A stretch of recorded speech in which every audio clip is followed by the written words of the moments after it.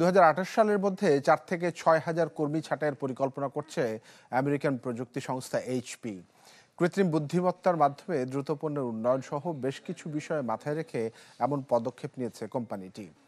এমন উদ্যোগের ফলে 3 বছরে প্রায় $1 বিলিয়ন সাশ্রয় সম্ভব হবে, এমন প্রত্যাশা এইচপি এর সিইও এনরিক লোরেসের। সম্প্রতি ক্যালিফোর্নিয়ার পালো অল্টো ভিত্তিক এই কোম্পানির শেয়ার মূল্য বাজারে 5.5% কমেছে।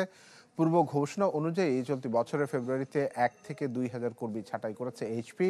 বর্তমান প্রযুক্তি বাজারে বেড়েছে এআই ক্ষমতা সম্পন্ন পিসির চাহিদা।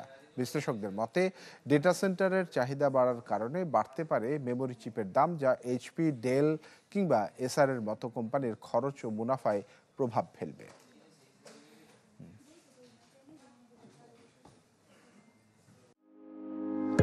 হার্টের যত্নে বিশ্বসেরা ক্যানোলা তেল এখন বাংলাদেশে।